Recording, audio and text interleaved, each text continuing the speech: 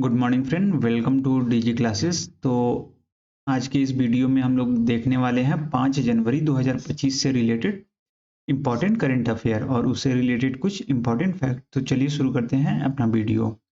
तो हमारा पहला प्रश्न है, हाल ही में किसने महाकुंभ के लिए विशेष मौसम वेब पेज लॉन्च किया है? तो हाल ही में आईएमडी ने महाकुंभ मेले के लिए विशेष मौसम वेब पेज लॉन्च किया है। तो आईएमडी का फुल फॉर्म है इंडियन मेट्रोलॉजिकल डिपार्टमेंट।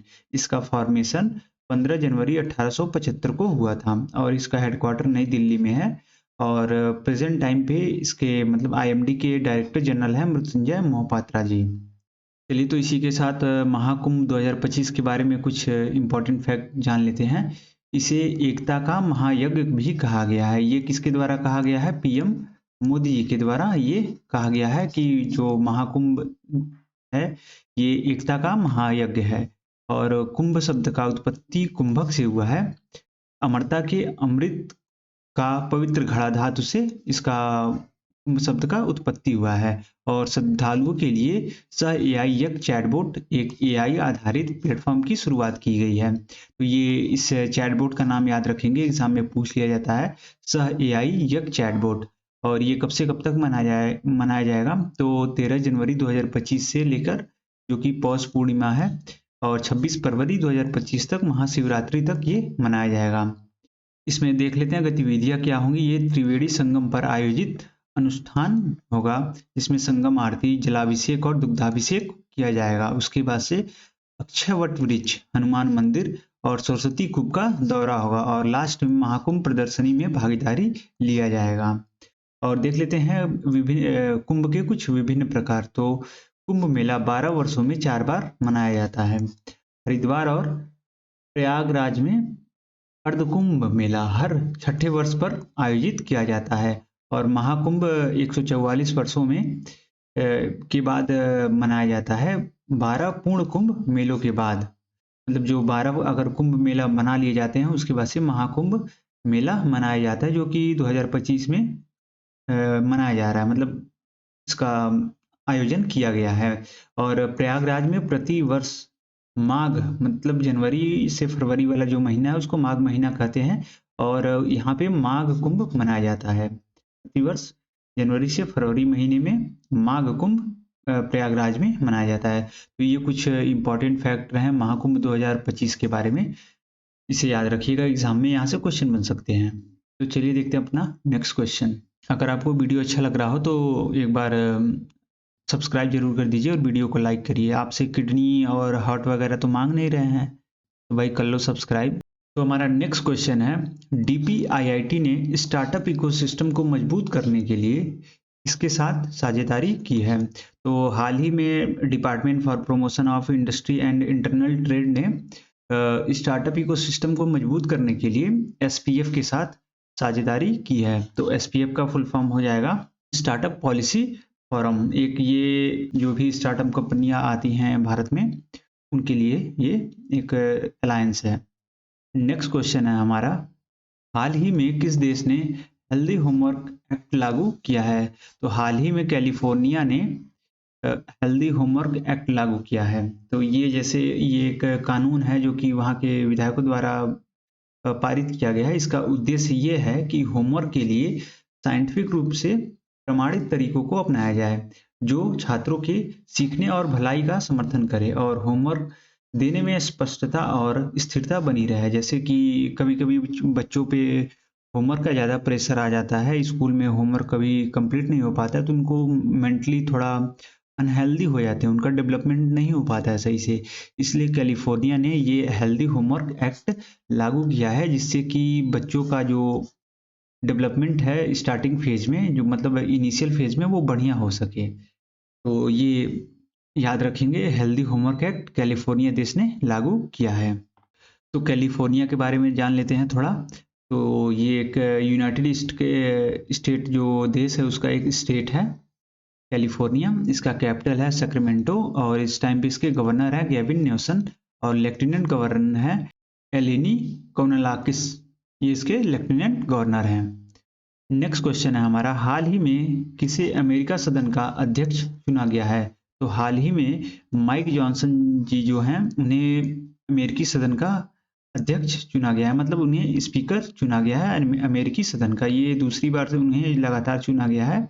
इससे पहले भी यही अध्यक्ष थे, मतलब स्पीकर थे सदन का, और दोबारा भी यही बने हैं। तो ये रहे माइक जॉनसन जी, जिन्हें अमेरिकी सदन का अध्यक्ष चुना गया है। हमारा नेक्स्ट क्वेश्चन है, हाल ही में किसे डीजीसीए का महानिदेशक नियुक्त किया गया है?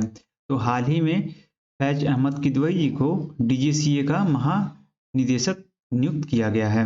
ये फैज अहमद किदवई जी 1996 बैच के आईएएस ऑफिसर हैं, जो कि प्रेजेंट टाइम में ये सेक्रेटरी के रूप में अपना department of agriculture and farmer welfare में काम कर रहे हैं। और डीजीसीए का फुल फॉर्म है directorate general of civil aviation. तो ये इसका डीजीसीए का फुल फॉर्म है, और उन्हें हाल ही में डायरेक्टर जनरल बनाया गया है, किसका? डीजीसीए का। तो चलिए कुछ रिसेंट अपॉइंटमेंट के बारे में देख लेते हैं। जस्टिस वी रामा सुब्रमण्यम को एनएचआरसी का चीफ बनाया गया है। डॉक्टर संदीप शाह जी को एनएबीएल का चीफ बनाया गया है। रुनीश चावला जी को फाइनेंस मिनिस्ट्री में रेवेन्यू सेक्रेटरी के लिए नियुक्त किया गया है। और एक्टर सलमान खान को खो खो वर्ल्ड कप का ब्रांड एम्बेसडर बनाया गया है। और डॉक्टर शंकर प्रसाद जी को भारत के लिए नेपाल का एम्बेसडर नियुक्त किया गया है। और जो एक्टर पंकज त्रिपाठी हैं उन्हें अरुणाचल रंग महोत्सव 2024 के लिए एम्बेसडर नियुक्त किया गया है। और के संजय मूर्ति को अगला सीएजी बनाया गया है। और भुवनेश कुमार जी को यूआईडीएआई का सीईओ नियुक्त किया गया है। और लास्ट है मनीष सिंघल जी, इन्हें एसोचैम का सेक्रेटरी जनरल नियुक्त किया गया है। तो ये रहा कुछ रिसेंट अपॉइंटमेंट। नेक्स्ट क्वेश्चन है हमारा, किस बैंक ने हाल ही में हर घर लखपति योजना शुरू की है? तो हाल ही में स्टेट बैंक ऑफ इंडिया ने हर घर लखपति योजना की शुरुआत की है। तो ऑप्शन नंबर ए हमारा सही हो जाएगा, स्टेट बैंक ऑफ इंडिया। तो चलिए इस योजना के बारे में कुछ जान लेते हैं। तो हाल ही में एसबीआई ने 2 योजनाएं लॉन्च की हैं, जिसमें से एक है हर घर लखपति योजना और दूसरा है एसबीआई पेट्रॉन्स योजना। तो हर घर लखपति योजना ये पूर्व निर्धारित आवर्ती जमा योजना है, जिसे ग्राहकों को 1 लाख या उससे गुणक राशि तक बचत करने में मदद मिलेगी। और एसबीआई पेट्रॉन्स जो योजना है वो वरिष्ठ नागरिकों के लिए विशेष फिक्स डिपॉजिट के रूप में बनाया गया है, जो कि 80 वर्ष और उससे अधिक आयु के वरिष्ठ नागरिकों के लिए ये योजना बनाई गई है। उसके ब्याज दर और अवधियों के बारे में देख लेते हैं। तो हर घर लखपति योजना की न्यूनतम अवधि है, मतलब मिनिमम अगर इन्वेस्टमेंट करना है तो आपको 12 महीने मतलब 1 वर्ष के लिए करना पड़ेगा। और अधिकतम अगर इन्वेस्टमेंट करना है अवधि तो 120 महीने मतलब 10 वर्ष के लिए आप इन्वेस्टमेंट कर सकते हैं। और जो ब्याज दरें होंगी वो फिक्स डिपॉजिट योजना के अनुसार होंगी। और एसबीआई पेट्रॉन्स योजना जो है वो वरिष्ठ नागरिकों के लिए दी जाने वाली ब्याज दर से 10 आधार अंक अधिक ब्याज होगी। जो वरिष्ठ नागरिकों को जो ब्याज दर मिलता है उससे 0.10% उनको अधिक दिया जाएगा इस योजना के तहत।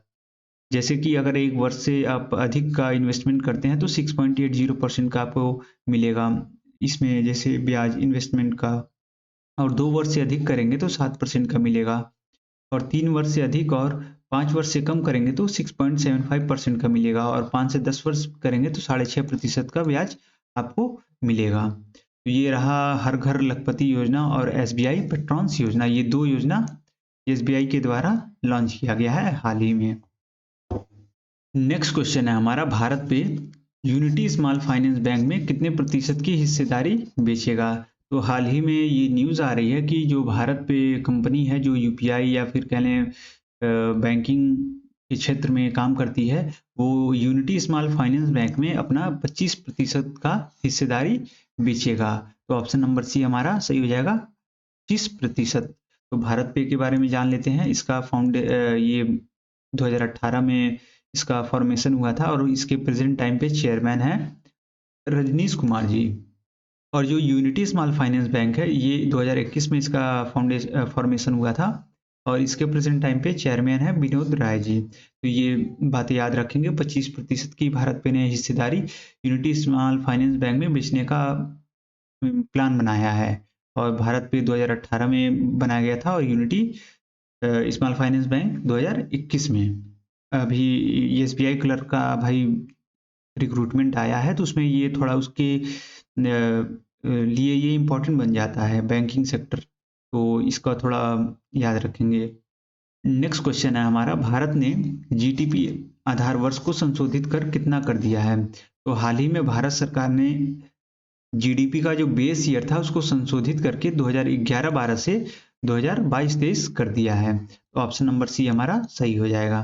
तो जैसे कुछ जान लेते हैं, भारत सरकार ने आर्थिक आकलनों की सटीकता बढ़ाने के लिए उद्देश्य से सकल घरेलू उत्पाद ग्रॉस डोमेस्टिक प्रोडक्ट, ये इसका फुल फॉर्म है, कि गणना के लिए आधार वर्ष 2011-12 से 2022-23 में बदलने की योजना की घोषणा की है।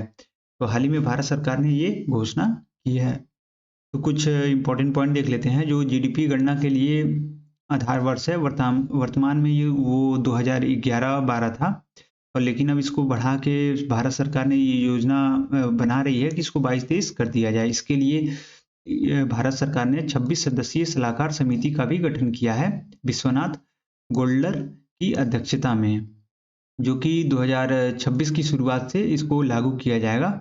और ये ministry of statistical and programme implementation द्वारा ये 2025 से पीएलएफएस के मासिक अनुमानों की शुरुआत करेगा। जैसे कुछ सटीकता बढ़ाने, नए आर्थिक क्षेत्रों और संरचनात्मक परिवर्तन को प्रतिबिंबित करने पर ये योजना केंद्रित रहेगा। जो ये बेस ईयर जैसे 2011-12 से 2022-23 में बदलने की जो प्रक्रिया है। नेक्स्ट क्वेश्चन है हमारा, 21वां थर्ड आईएसीआई फिल्म महोत्सव का आयोजन कहाँ किया जाएगा? तो 21वां जो थर्ड आईएसीआई फिल्म महोत्सव है, इसका आयोजन महाराष्ट्र में किया जाएगा। महाराष्ट्र के मुंबई और ठाणे में इसका 2 जगह इस फिल्म फेस्टिवल का आयोजन होगा।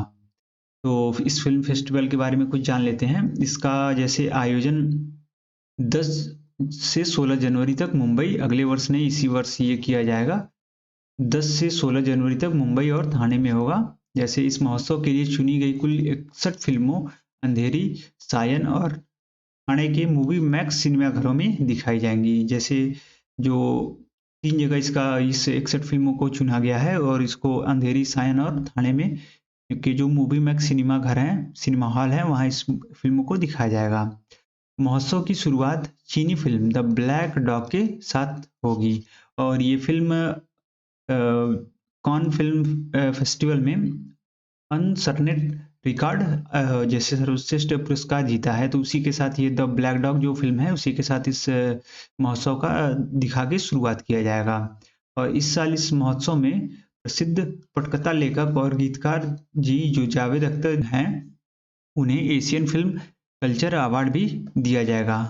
और पत्रकार रफीक बगदादी को सत्यजीत रे मेमोरियल अवार्ड से सम्मानित किया जाएगा। तो ये कुछ इंपॉर्टेंट पॉइंट है थर्ड आई एशियन फिल्म फेस्टिवल के बारे में, जो कि 10 से 16 जनवरी 2025 को आयोजित किया जाएगा। कहाँ? मुंबई और ठाणे में। नेक्स्ट क्वेश्चन है हमारा, हाल ही में कहाँ की सरकार ने पुजारी ग्रंथि सम्मान योजना शुरू की है? तो हाल ही में दिल्ली की सरकार ने पुजारी ग्रंथि सम्मान योजना की शुरुआत की है। तो ऑप्शन नंबर बी हमारा सही हो जाएगा, दिल्ली सरकार। तो जैसे देखेंगे कुछ इंपॉर्टेंट पॉइंट, दिल्ली सरकार ने पुजारी ग्रंथि सम्मान योजना के लिए पंजीकरण प्रक्रिया शुरू करने की घोषणा की है, जिसका उद्देश्य ये है कि गुरुद्वारा पुजारियों को आर्थिक सहायता प्रदान किया जाए। और दिल्ली के जो पूर्व सीएम हैं अरविंद केजरीवाल जी, उन्होंने 30 दिसंबर को इस योजना का शुभारंभ का घोषणा किया था। और इस योजना के तहत दिल्ली के हर मंदिर और गुरुद्वारों के पुजारियों को हर महीने 18,000 रुपये का अनुदान दिया जाएगा। मतलब 18,000 रुपये उनको हर महीने दिए जाएंगे। जो मंदिर और गुरुद्वारे के जो पुजारी हैं उन्हीं के लिए ये योजना है। तो चलिए कल के करेंट अफेयर का रिवीजन कर लेते हैं जल्दी से। तो पहला है, ग्रामीण भारत महोत्सव 2025 का उद्घाटन कौन करेगा? तो हमारे देश के प्रधानमंत्री माननीय नरेंद्र मोदी जी उद्घाटन करेंगे। हाल ही में सरकार संपत्तियों को ई नीलामी के लिए कौन सा पोर्टल लॉन्च किया है? तो बैंकनेट पोर्टल लॉन्च किया है। संयुक्त राष्ट्र सुरक्षा परिषद के अस्थायी सदस्य के रूप में कितने देशों ने कार्यकाल शुरू किया है? तो 5 देशों ने कार्यकाल शुरू किया है, जिसमें से डेनमार्क, ग्रीस, पाकिस्तान, पनामा और सुलामिया शामिल हैं। विश्व ब्रेल दिवस 4 जनवरी को मनाया जाता है। और महाभारत वाटिका की स्थापना उत्तराखंड ने की है। और सबसे कम उम्र में 7 चोटियों पर विजय पाने वाली महिला काम्या कार्तिकेयन जी बनी हैं।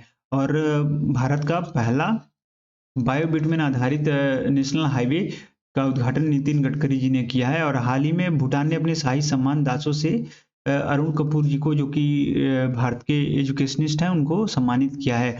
और ये जो दासों सम्मान है, ये केवल वहाँ के भूटान के देश के अधिकारियों के लिए आरक्षित है। इन्हें अब गैर नागरिकों को नहीं दिया जाता है, लेकिन ये पहली बार हुआ है कि इतना मतलब बहुत महत्वपूर्ण ये जो सम्मान है, ये गैर नागरिक जो कि अरुण कपूर जी हैं, उनको दे रहा है। तो समझ लीजिए ये बहुत बड़ी बात है भारत के लिए। और हाल ही में एसोचैम का महासचिव मनीष सिंघल जी को नियुक्त किया गया है। और ब्लिंकिट कंपनी ने 10 मिनट एम्बुलेंस सेवा शुरू की है, कि मतलब ब्लिंकिट ये दावा करती है कि 10 मिनट में आपको एम्बुलेंस प्रोवाइड कर देगी।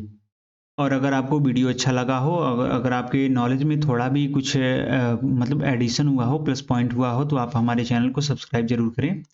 वीडियो को लाइक करें, कुछ कमेंट करें, जो भी आपको करना हो पॉजिटिव, या फिर कुछ आप एडिशनल कुछ चाहते हैं हम लोगों से, या फिर हमारा फीडबैक दें, या फिर कुछ सुधार चाहते हैं, और अपने कम से कम एक दोस्तों के साथ ज़रूर शेयर करें, या एक ग्रुप चैनल में ज़रूर शेयर करें।